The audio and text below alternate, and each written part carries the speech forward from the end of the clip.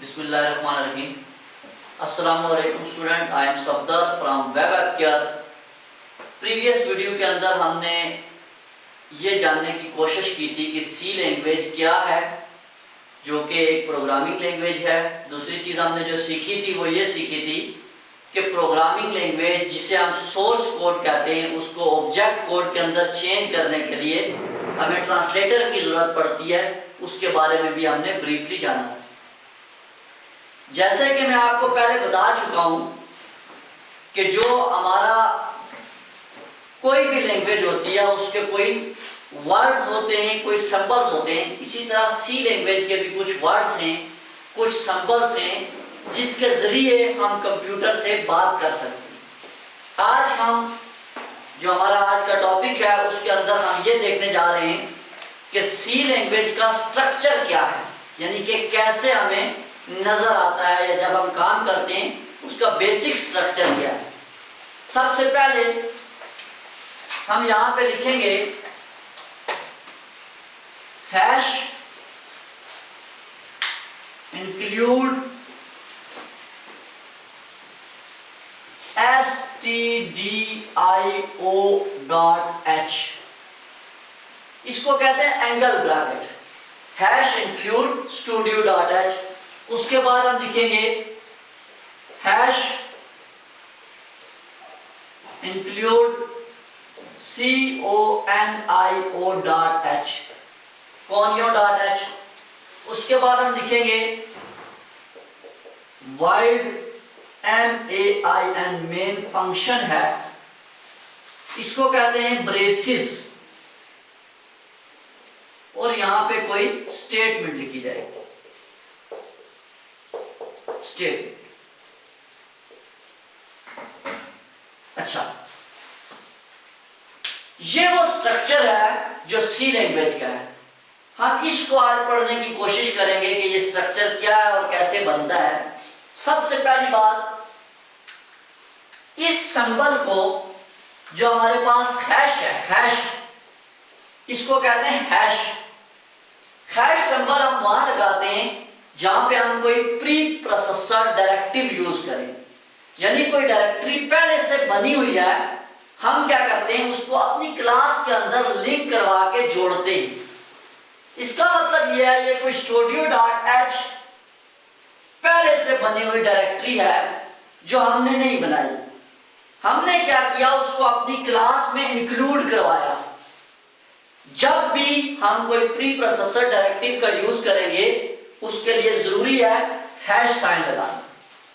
Hash include studio.h। जो भी pre processor directive हम यूज करेंगे उसको लिखेंगे हम एंगल ब्रैकेट के अंदर। ये लेस देन का साइन है, ये ग्रेटर देन का साइन है। लेस देन और ग्रेटर देन के दरमियान में जो चीज लिखी जाती है इसको कहते हैं एंगल ब्रैकेट, यानी कि हमने studio.h। इसका मतलब ये दोनों जो इंक्लूड studio.h है या इंक्लूड conio.h है, ये हमारी आ गई प्री प्रोसेसर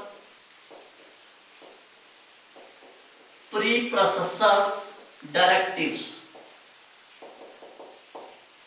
ये दो चीज।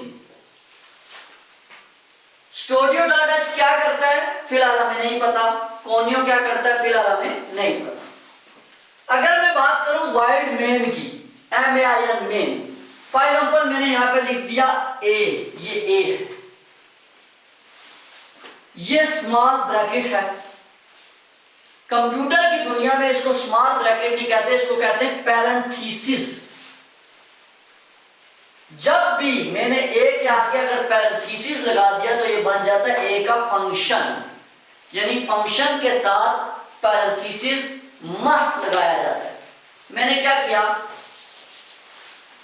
यहां पे हमने एक फंक्शन है मेन फंक्शन, main, मेन। कैसे पता चला ये फंक्शन है, इस पैरेंथेसिस। void का मतलब होता है, ये जो void मैंने लिखा है इसका मतलब होता है empty। empty कहते हैं कुछ भी, नथिंग, खाली। या आगे क्लास में डिस्कस करेंगे कि इस void की जगह हम इंटीजर कब लिखते हैं या void empty हम क्या लिखते हैं और क्यों लिखते हैं।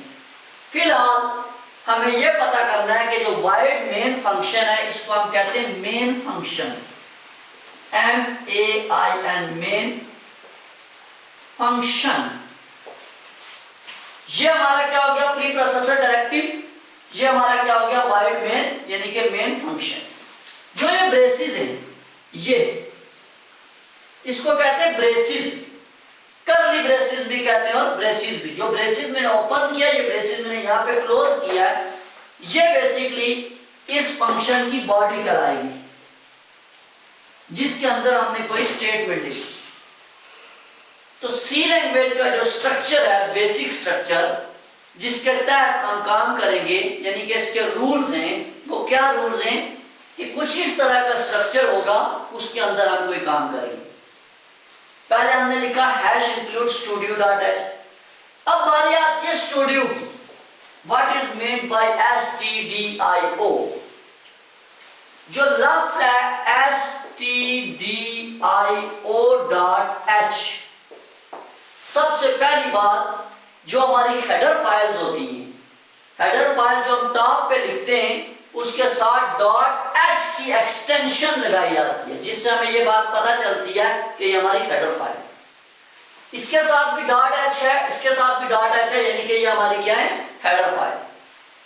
अब ये स्टूडियो क्या है, std जो लफ्ज है std, ये वाला पार्ट इसका std, इसको कहते हैं स्टैंडर्ड, standard, स्टैंडर्ड। जो लफ्ज आई है, इसको कहते हैं इनपुट, ओ आउटपुट, यानी कि ये है standard input output.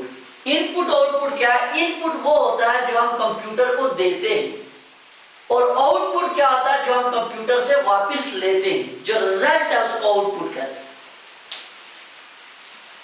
stdio dot H हम क्यों लगाते हैं, इसका मतलब यह है कि हम अपने प्रोग्राम में कुछ कंप्यूटर को चीजें देंगे यानी इनपुट देंगे, और कुछ वापस देंगे यानी कि आउटपुट लेंगे।